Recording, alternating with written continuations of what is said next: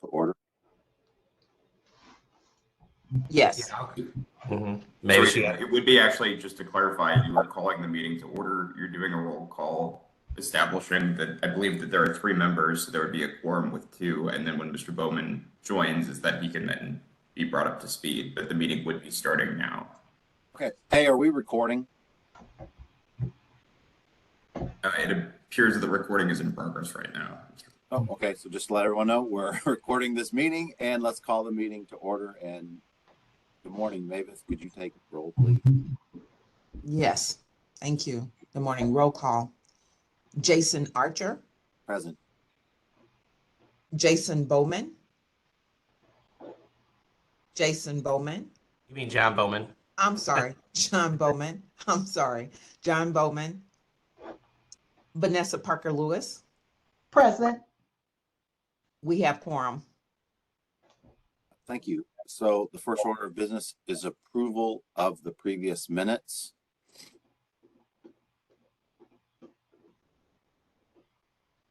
Make a motion that we approve the minutes.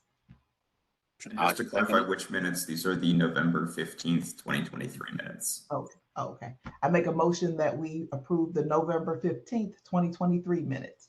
All right. And I will second that motion. So all those in favor say aye. Aye. All those opposed? Any abstentions? I should just ask anyway. I'm in a routine here. Director Hayes, good morning. Good morning, Mr. Chairman. How are you? Good. Hope you're well too. How are you? We are just doing fine. As you know, we have a new deputy director, and I'll probably introduce her to the commission members at some point over the next month or so. Amber Banner. Very pleased with her contribution over the last 2 months. My remarks will be brief today. Is member John Bowman on with us? He's working to get here, Director Hayes, but he's not in yet. Okay. I think he's going to give the members a update on a special trip that we all had together. But as of now, I will just say board member John Bowman is a man you can count on in a tough situation. So, and those that attended with us will understand that inside baseball item. So that's my report. Mr. Director, I think my comments will be just as brief. So Vanessa, thanks for joining us. Staff, thank you everyone for getting on this morning for this meeting. And we'll let Mr. Bowman talk a little bit about this. He participated when he joins us. So Actually, Jason, I'm sorry for the interruption, but John is he's one of the attendees and he's on the phone. And I'm trying to I want the tech to move him over. oh, terrific. He can. Open his line. Do you know if he's calling user 3 or 2, Mavis? He's probably 3. I think that's right. I think caller 2 is maybe Robert Smith. I think he's 3 because caller 2 was already there. So, Mm-hmm. Oh, you moved him up? Okay. Yep. Thank you. He can should be able to unmute. Mr. Bowman, can you hear us?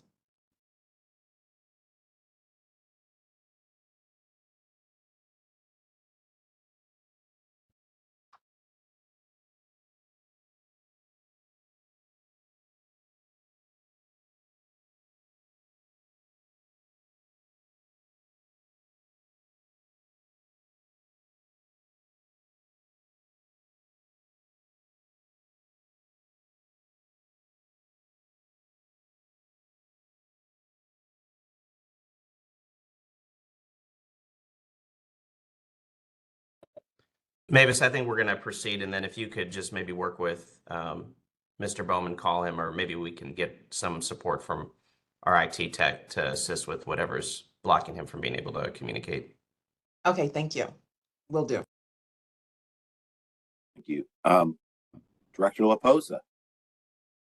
Yep. Well, good morning, everyone. Happy Friday. We're in February, but it's starting to feel like spring a little bit with the weather. So that's good. Good to see all of you today. Like I said, this meeting will be fairly brief. We normally use these executive finance committees to kind of provide some updates, talk about the financial matters, and then also preview a little bit what's to come at the board meeting at the end of the month. And so we'll have a number of items that we'll share at the upcoming February board meeting.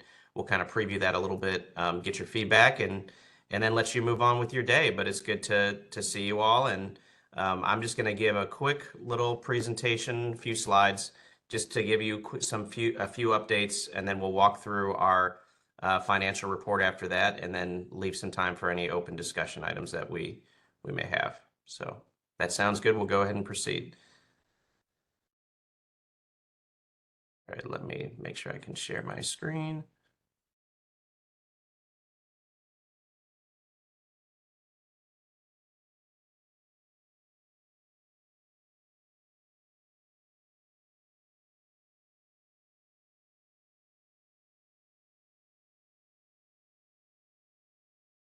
All right, hopefully you can all see. Jason, I can see you. So if you can give me a thumbs up that you can see clearly the executive finance slide. Okay, thank you. So just a couple program updates since our last meeting in November, which really wasn't that long ago, but long enough. A couple months ago, we've had since that time we've had our WIOA contracts fully executed. These are the contracts that the board voted on in 2023. That was the result of an RFP process that was conducted. Was really pleased with the evaluation process and the way that the board members reviewed the scoring for that. You might recall that we had to do a second meeting just to make sure that we had that process right. But we feel like the vendors that we have in place are getting up to speed now and working to begin implementing their programs, particularly if they're new to us. We have two new, completely new partner subrecipients. That would be UAW LATC. They have the one-stop operator contract, and then we have the In the Door. It's a new organization that we haven't worked with previously. They're based out of another state, and they have some presence in other states. So this will be the first time that we're working with them. But they've hired their program manager, and they have several staff who are starting next week. So most of the staff now are either here or in the process of being hired to fully staff the job center. I feel like somebody's unmuted. It looks like maybe John. There you go. Okay. So we're fully good to see you, Mr. Bowman. You can hear us? Okay, good. So I'll just say that we're excited to have our partner staff in the job center again. We're going to be pushing hard to get activity back to what it was prior to 2023, and even looking at kind of pre-pandemic levels, trying to get back to service delivery in the job center, regular hiring events, and making sure that we're fully functional again, and as well as making sure that our adult and dislocated worker programs and youth programs are providing the services that we need in the community.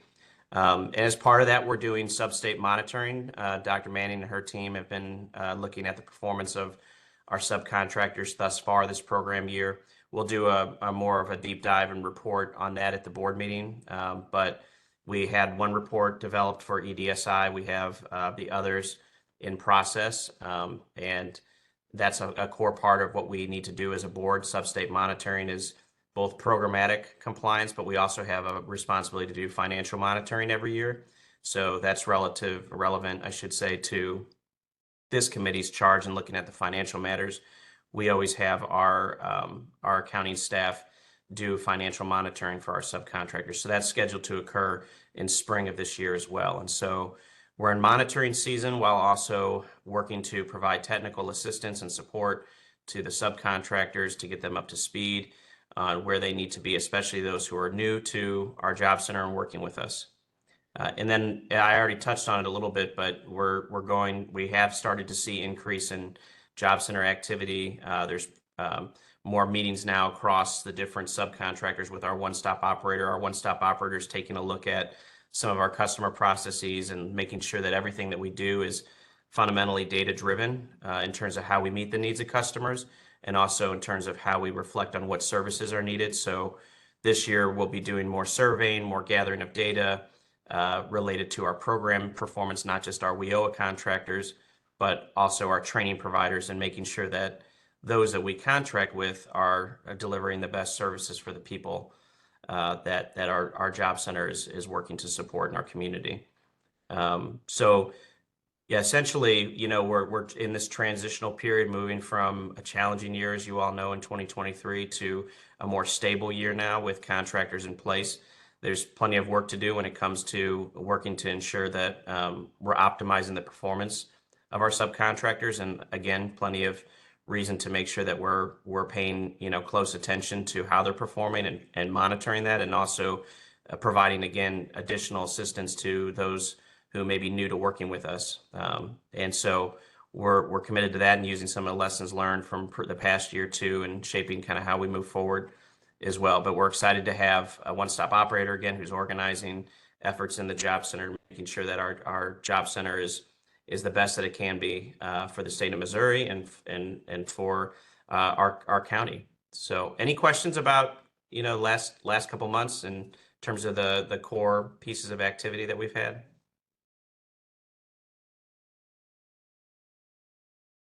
Mr. Director, would Yes. it be appropriate on the full board when you talk about the new contracts and everyone's underway, kind of like how you onboard a new contractor, like what kind of how, maybe just briefly that Sure. process, like Yeah. so that we know they know the rules, so that we know so we know what they know or what we think their blind spots might be, just because there's some new ones. Yep. No, that's good. We can do that. Thanks. Mm-hmm.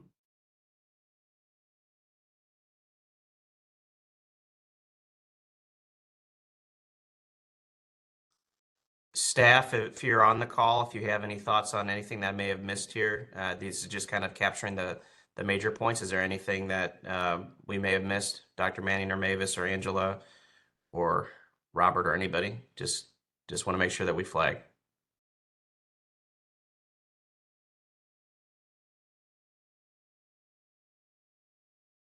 Okay, well, hearing none. Vanessa, John, you have any questions?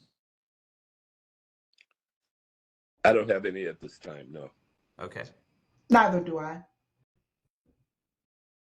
Okay, great. Well, one thing that I just want to also do is preview what we're looking at ahead in the next months. And so we're working on developing our local plan. That's going to be a full team effort, and it's also going to require, you know, engagement from our board and support from the board in approving our local plan. So Dr. Manning and I met about that a little bit earlier this past week, and we're going to work through a plan and make sure that we map out the timeline for how these different deliverables get accomplished. But as you might remember at the last board meeting, we talked about forming a committee to work on the local plan. I think we only had maybe one volunteer for that, so we might you know, reach back out again and urge anyone who might want to be a part of that process. We're not looking for a massive number of people, just a core group of maybe 3 to 5 who can work with us on just the basics of our vision and our strategic priorities. There's a lot of things in the local plan that board members wouldn't get necessarily in the weeds on around policy matters, and we're updating a lot of policies that we already have in place, but we think it's important to make sure that board members really craft the core vision mission of this board and also the strategic priorities. And so if you're on this call and you're interested in participating in that committee, feel free to just let us know. And otherwise, we'll likely send out before the next meeting another invitation to anyone who might want to participate in that committee. I also mentioned this year as we focus on data, and making sure that everything is data-driven, that evaluation, both again of our WIOA contractors, subcontractors, as well as our training providers is a critical priority. So there will be, our compliance team is already doing regular evaluation and monitoring of for compliance matters, policy matters, but we're going to introduce more measures to look at how we use customer feedback in the job center to think about the services that we offer, how we look at labor market data locally to make sure that we're partnering with industry that is really creating the good quality jobs in our region. And that's really, you know, our business services team is going to focus on that. And then looking through our training provider liaison, which we're working right now to recruit a new position to fill the one previously vacated by Mavis, but Mavis has been doing two roles for about almost a year now, I think. Mavis has been both the contract administrator and also the training provider liaison, but bringing someone on to really focus on the relationships with our training providers, going out and bringing new training providers to work with St. Louis County, but fundamentally looking too at their performance and making sure that, you know, they're meeting the contract responsibilities that they have, as well as ensuring that job placement is what it needs to be. And again, our focus shouldn't be just on getting individuals into jobs, but making sure that the programs that we offer them for their participation are truly leading to good paying, quality jobs, stable jobs that lead to career advancement opportunities. So we've had this conversation before, but that's really, you know, in looking at this kind of next 6 months or even next 3 months, essentially, we'll be doing a lot to introduce some tactics and some strategies around program and tools around program evaluation. And then we'll have a number of new initiatives that we hope to kick off that are more external and public facing. We've been working to plan some events around increasing youth activity, especially as we look to the summer months ahead. We'll be talking in a moment about an initiative that we're exploring how we can support getting off the ground here in St. Louis. And then working with it, I think we mentioned last time that we had been having some conversations with the Regional Business Council locally about how do we get more employers engaged through some of these economic development groups or these business membership groups in the region to support some of our work. So we're going to work on projects that are more customer centric and focused on, you know, increasing opportunities, job opportunities that we can elevate and showcase in the region to make sure that the public knows about the services that we provide. Community awareness is something that we all, I think, sometimes want to do more of, but we don't always have the funding that we need to do it, or we can't use funds in the same way that we might typically to be able to market our services. But you know, a lot of what we can do is promote more of what's going on through social media, through local media outreach. We just recently showcased a number of stories related to our programming at the end of last year, and we highlighted specifically the Washington University apprenticeship program, which we've had going now for a few years. And that's gotten some interest from not just our friends in the county executive's office who highlighted it at the State of the County address. We were happy to see that, but we also had some local outreach from media who may want to do a story on that successful program too. So we'll be working to elevate the great things that we are doing, while we also work to make sure that we continuously grow and improve our practice this year. But more to come. We'll give you some more concrete details about some of these initiatives that we have in the pipeline at the board meeting. But just wanted to let you know that we're focused on some of these external facing work again, as we've gone through a year focusing very much internally on navigating a transitional period. It's time to get back out in the community. We have a lot of partners who are looking to work with us. So we just want to leverage those partnerships and really deliver results that we can amplify.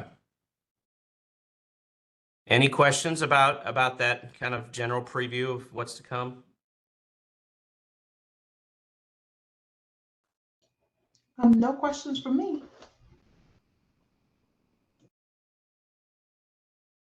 I don't have it either. I don't either.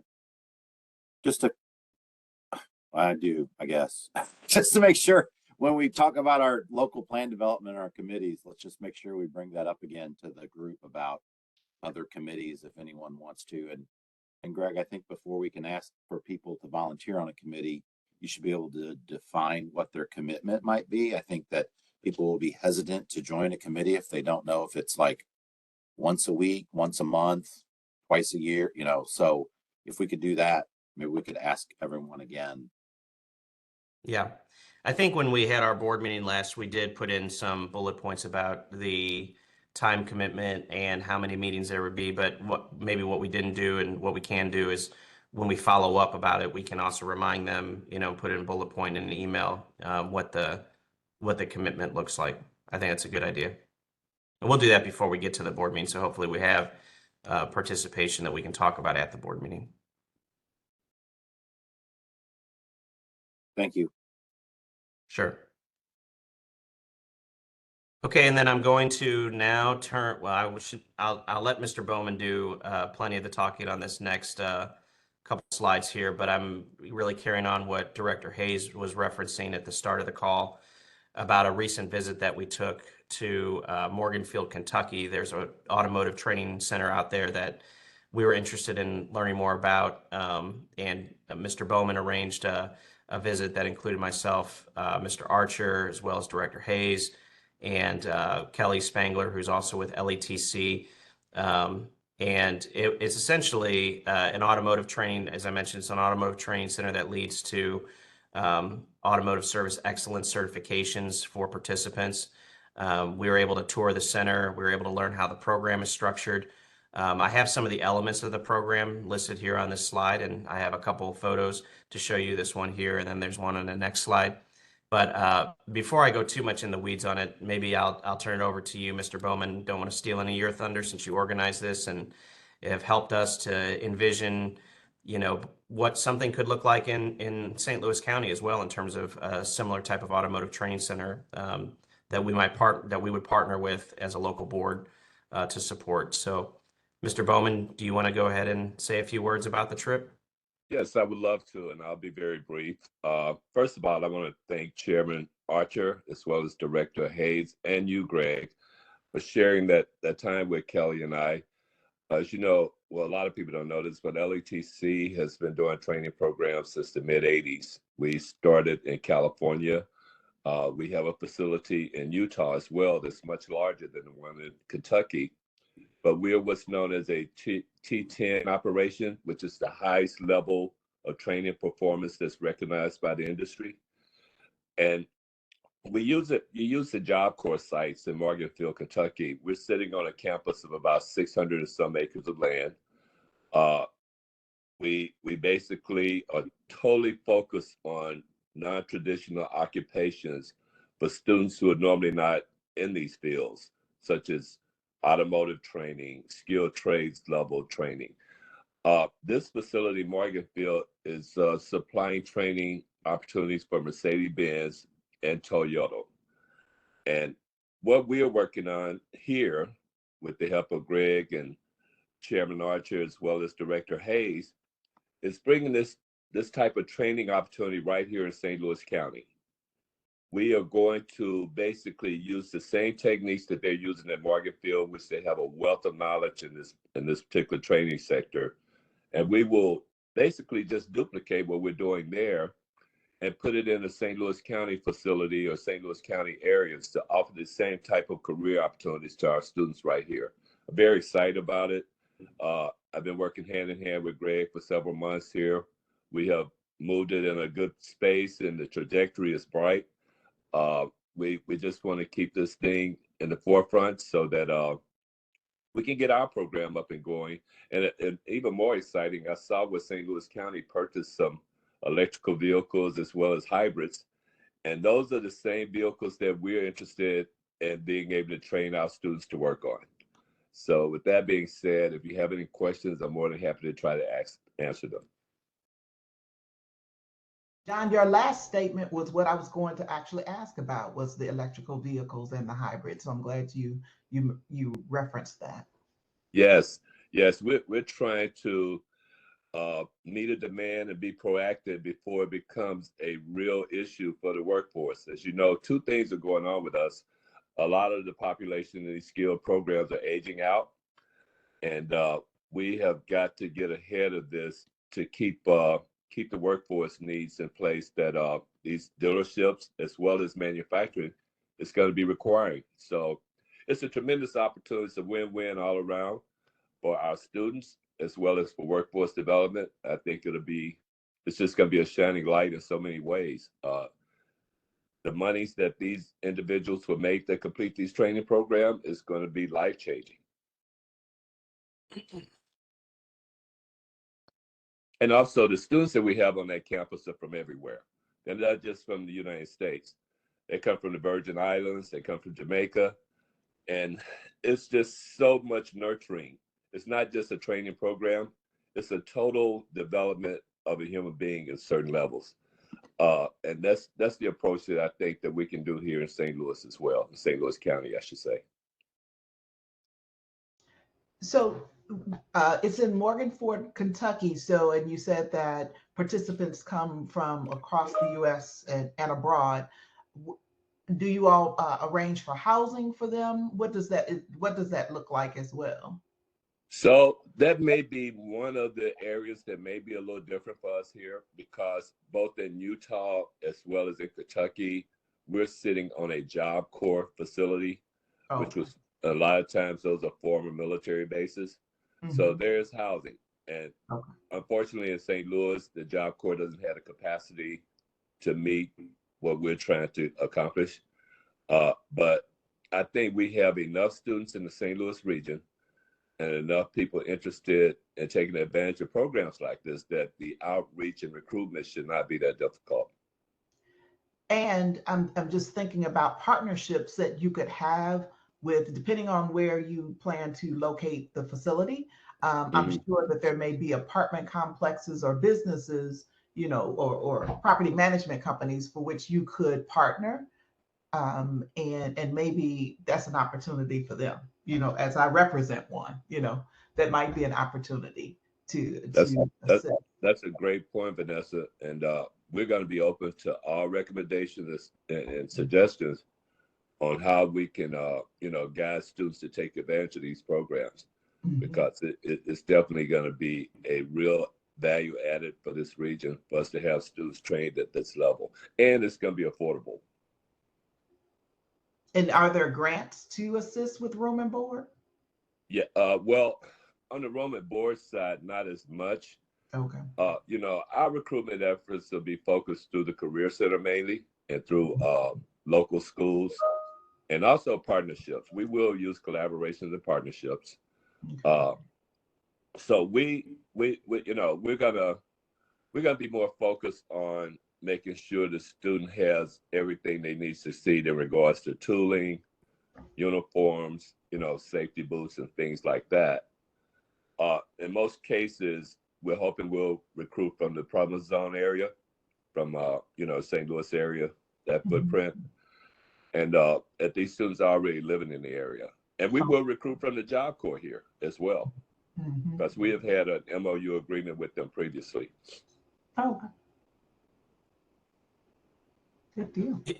Yeah, and I'll just say too that in the Morganfield, Kentucky model, Vanessa, there's a campus. The campus is essentially a Job Corps program, and they do have on-site in residence, type programming. So as Mr. Bowman was noting, it may maybe look different here, but I think your point is valid in terms of looking at, what opportunities are there to partner and create opportunities for, really connecting with people who may live in the community, but also folks who might move to St. Louis for a period of time, and maybe they're attending a Job Corps program, and there's a partnership there, as was just mentioned, that we could support. So, Mr. Bowman, it's Dr. Manning. Quick question.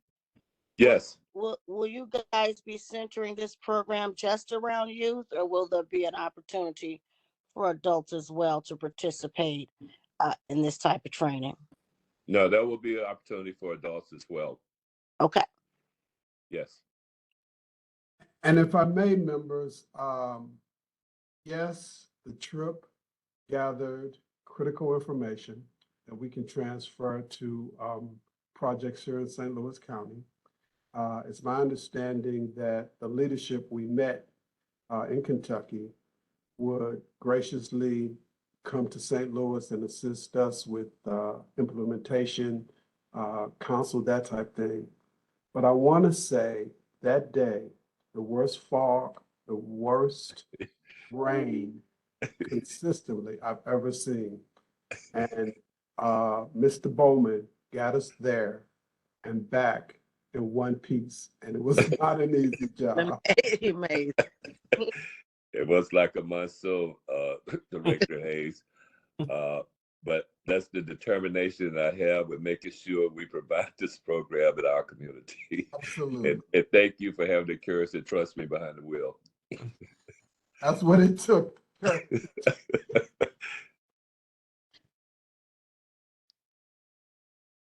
So if there are no more questions, I'm going to turn it back over to Greg.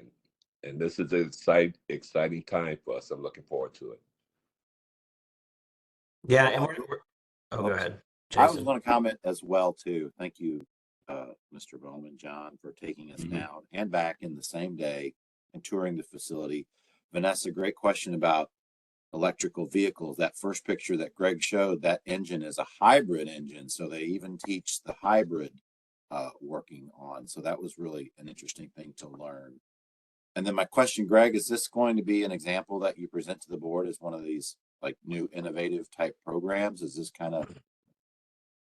Yeah, I think so. Yeah, we should present it at the board meeting just as looking ahead, a key project that could add a lot of value to the community and that we would look to partner on. Again, this partnership in Morganfield, Kentucky, while it's managed by Job Corps at their campus, they do have connections to the local workforce development boards where referrals are generated, and that's a role that we can play in supporting this initiative, is helping to recruit participants and making sure that they're aware of the training opportunity that leads to good paying jobs. So I think it is worth definitely mentioning at the board meeting as well. Thanks. It's a very impressive operation, and I think the board would really benefit from learning about this, the plans coming down. Mm-hmm. Well, and it points out something that I think our board is always interested in learning about too, which is what's going on in other parts of the country or other parts of the state that it's worth, looking into and looking at best practices. And we may have plenty of practices that we think are the best in class in St. Louis County, but it's always helpful to kind of take ourselves out of our bubble and our space and look at what's going on elsewhere and see what might bring value to our community. So we'll touch on that as well as part of this story that is related to the visit that we took.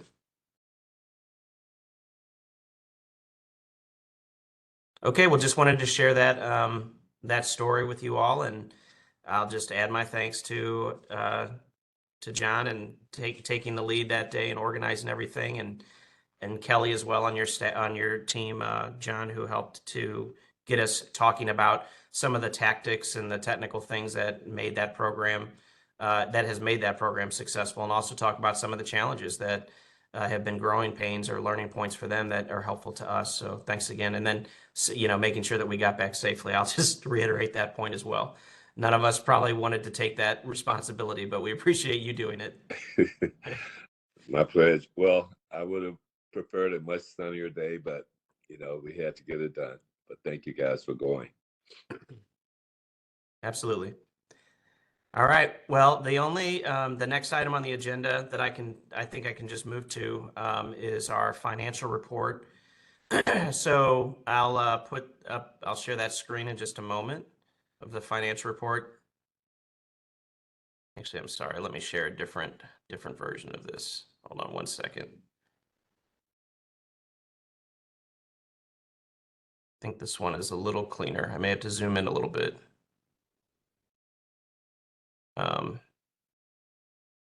Is that too small for folks, or can you see that pretty well? If yeah, it's okay. I'll try to zoom in a little bit. Hold on.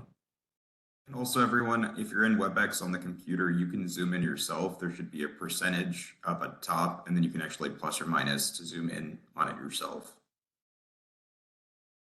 Mine is still in a circular motion. I don't see it at all. You don't see? Oh, because you're calling in. No, actually, I switched over. Oh no, you're on screen now. Yeah. Yeah. Okay. But yeah, it's a circular motion, hasn't loaded yet. Okay. Well, hopefully it loads soon. Otherwise, I'll make sure that I send it to you. I would get out of this and try to send it to you, but it may be no. Okay. Well, I'll just talk through it, and then you'll be able to look at it as well. So we have. Well, let me say first before we begin. We do have a new staff member who's joined us since the last meeting, and that's Robert Smith. He's working under Alice Brown, who you've met previously in the financial services department of the Department of Human Services. So him a warm welcome, introducing him to this committee and as well as our board later in the month. You'll hear more from Robert as we move forward, and Robert's an account supervisor for workforce development. And so we'll be more specifically focused on leading a unit and a team that helps us to make sure that we're meeting our financial obligations and advising myself and others on the staff about spending and really being a thought partner in how we make sure that we're spending our funds appropriately and also at the rate that we need to. Robert, you want to say anything about yourself to the committee members here? Just introduce yourself real quick. If you can hear us, I know you're having some issues logging on earlier. Can you hear me? Yes. All right. I've been an employee for St. Louis County for just over 9 years, all of it in fiscal services for one way or another for the departments. Looking forward to this opportunity to help for the workforce in St. Louis County. Thank you, Robert. Yeah, we're happy to have you. So the funds that you see here, I'm just scrolling across for a moment. We're just reorienting ourselves real quick. I'm just going to talk through our spending levels. Robert, if you have anything to add, you can feel free, but otherwise I'll cover this today. And then, like I said, as we move forward, we'll have more opportunities for you to share information with the committee and our board.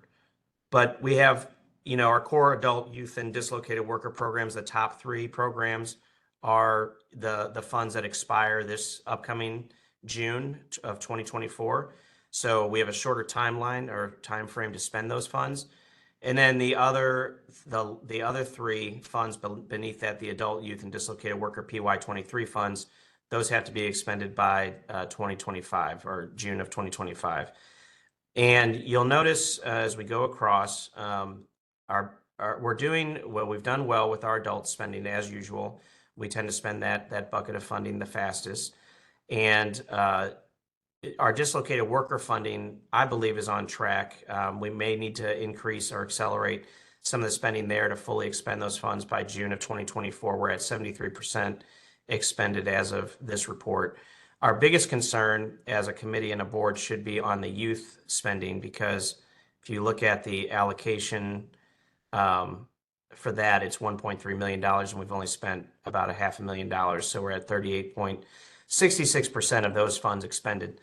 Now, when we talk about expenditures, again, remember, keep in mind that it's a combination of money that's spent on staff and administrative delivery of programs, as well as the actual direct participant services like work experience or tutoring or other supportive services, other program spending that we would do. And as you know, we went through a year in 2023 of having one youth provider.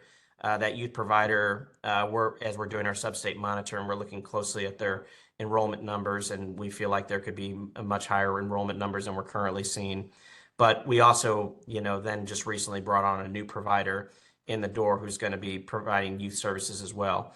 But ending that contract with the ISY program and one of those out-of-school youth programs, I think has slowed some of the spending in that youth area. That's just looking at the data and looking at what typically would have led to us meeting at a faster pace our obligations there. So we're going to have a conversation with Employment Connection as well as In the Door and look at a strategy for how we spend the remaining funds by the time we get to June, because even though, like I said, In the Door is just coming on board, they're probably not going to be spending a lot of funds right away in the month of February because they're just recruiting their staff. But that being said, we will have more spending occurring with the staffing cost as we recruit more staff coming in, and they're charging to the grant as well. So there will be some higher administrative charges to the grant, but we also want to focus on those youth-centered activities. So our team will start to look at this. We'll look at this internally and then meet with our subcontractors and develop a plan for how we're going to spend down these funds and meet our obligations by June 30th of 2024.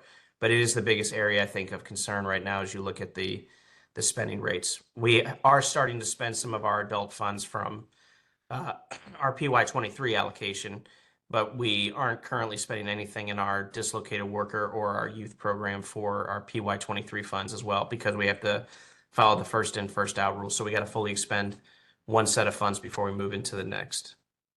So I'm sure you're also concerned about the youth spending, but any questions or general additional concerns that we should be addressing here?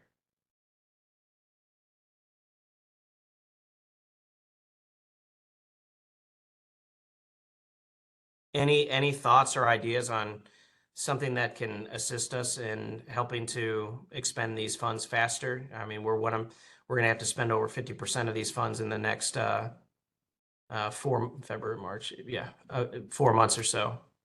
I have a question, Greg, regarding that. Or 5, yes. Yes.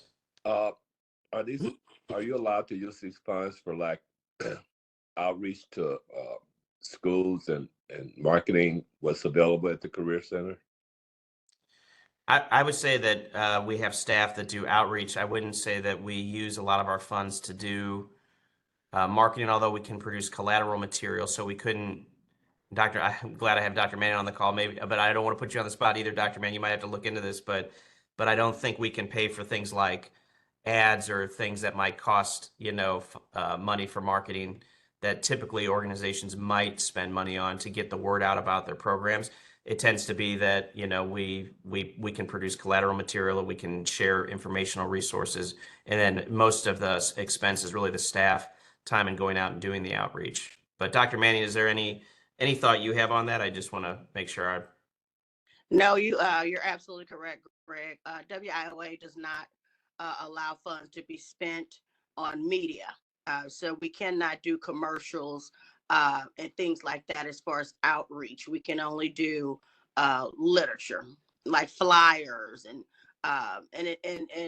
to be honest with you, a lot of the clients that do come in as far as the youth program, it's a lot of word of mouth from success of other youth who have been through the programs.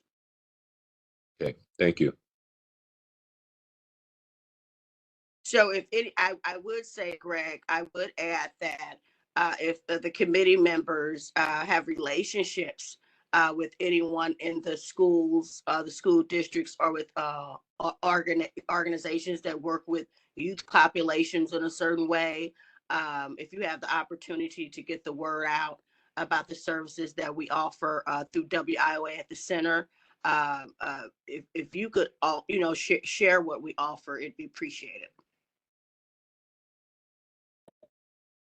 Yeah, that's a great point, Dr. Manning. I think maybe that's something that we talk to the board about too, is helping us to raise awareness and leverage relationships that that we might have in the community with youth serving organizations. We also have partners that Dr. Manning and I have been talking about reaching out to again and reorienting to the work that we do in the Job Center, like Youth Build and Job Corps, which they operate their own programs, but sometimes there could be referrals that they make to WIO as well. And I think that that's something that our one-stop operator is really going to be charged with too, is fully leveraging and organizing our partnerships that are connected to our Job Center, and especially those WIO required partners that are part of our MOU agreement. That'll be something that our one-stop operator takes charge of as well. So question. Well, actually, I have a two-tiered question, and I have a hard stop at 9, so my apologies. Sure. So my first question is, have we partnered with entities such as Youth in Need or Epworth, because they have a population of youth? Of course, they are getting different types of services there, but eventually they will, of course, be in the market for employment. And secondarily, what's the frequency in which we are presenting to different high schools within St. Louis County?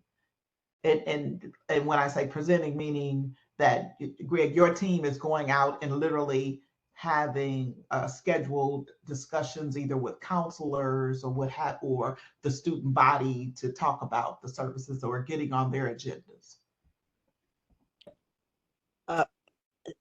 So as far as St. Louis County board staff, going out to the different schools and getting the word out. We don't do direct services. We do not recruit. Our sub-recipients are charged with that under their contract. Okay. We do, as a board, hold a monthly youth committee meeting where we meet with different organizations or individuals from school district. We also have Voc Rehab on that committee. And so through the youth committee, we also get the word out. What was your first question? It was more about services such as Youth in Need and Epworth, those specific populations. I think that would be a wonderful idea, and that's information that I will pass on to our youth providers because I'm aware of those organizations, and I do believe that the population they serve would benefit from the services offered under WIOA. So that is a great idea, but we do not currently partner with them. Okay. Yeah, great suggestions. And I think to Dr. Manning's point, as part of our conversation with the subcontractors that are delivering the youth services, that's a question that we can ask, them. What is your strategy for increasing the frequency by which you're going to the schools? Our in-school youth provider is Employment Connections, so they tend to be the one that should be, front line for doing that school district partnership building. But I think the more relationships and the more organizations we can put on their radar and help facilitate connections to and encourage them to look at, the more helpful we'll be collectively. So we appreciate, John, your question, and then Vanessa, your thoughts too around Epworth. And I want to go back to your question. Yep. And I understand that we charge the subcontractors with this, but is there something in writing that's preventing a partnership with the subcontractor and your team to partner and go out there? Vanessa, me and Greg have discussed and mentioned utilizing the business services team. Although their main charge has been employers, in talks about beefing up our training providers, this is something that would fit under that. So we are in discussion about different ways to recruit not only participants for programming, but also, as Greg mentioned earlier, we also want to recruit more training providers for our programs. So it's all a combination of that. Okay. Vanessa, on another item, at the executive level,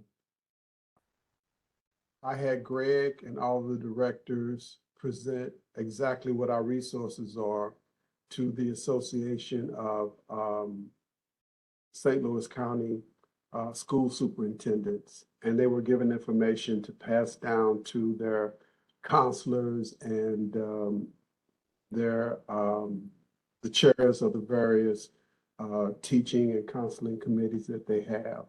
Also, I've asked Greg and his team to put together kind of a county-wide event with the schools, and I don't want to sort of let things out the bag, so to speak, but it will bring counselors, superintendents.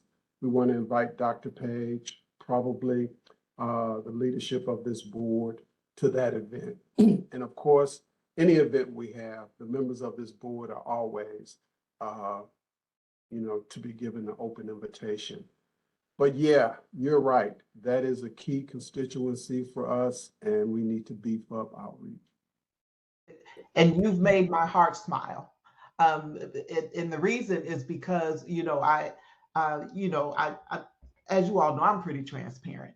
When I hear that's for somebody else to do, it kind of, if I'm gonna be transparent, it makes the hair on the back of my neck stand when we're all responsible for it. So that's why I went back to my question about is there something contractually that's preventing us from partnering to get this done? To make outreach, to make sure it's important to people, that is on their radar, and that's the first thing that they think about when they're thinking about employment, is that they're thinking about St. Louis County and how St. Louis County can help. Agree 100%. I second that. I absolutely agree. Hey, I'd like to add St. Vincent's into that Edwards. Oh, absolutely. Okay. Absolutely. And those are the organizations that we do need to bring to the table, honestly. Yes. Yes. So by the board meeting, we should have a clearer strategy that I think we can update the board on after this discussion. I think this has been robust and helpful. So thank you. Any other questions? Yeah, go ahead. My Vanessa. sincere apologies, I'm gonna have to sign off. Understood. So was that needed for a quorum vote or anything else like that? We still have a quorum with John and Jason Okay, at present. excellent. Thank you all so very much. Thank you very much. All right, bye-bye. Bye. So that's our finance report. Any other questions around that? Okay, good discussion as always. Are there any other open discussion items? I don't want to steal you. Let me turn it back over to the chair. How about that? I'm starting to move through these. Is there any other open discussion items? I don't have any. I think we covered a lot, John. No, I don't have any.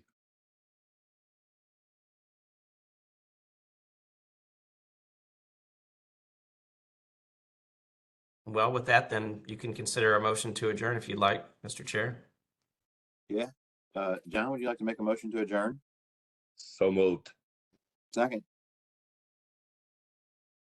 All right. Second Everyone to have a adjourn. good, Thank you. Mac, So you need to just say anything? officially, can you Yeah. just say that like you vote on the Question. motion? There's a motion and a Everyone in second. favor of adjourning, say aye. Aye. Aye. Any opposed? Any abstentions? Thank you. We are now officially adjourned. Thanks. Thank you, Mac. All Thank you, Mr. Archer. Thank you, Mac. right. Have a good Friday, everyone, and a good weekend. Thanks, everyone.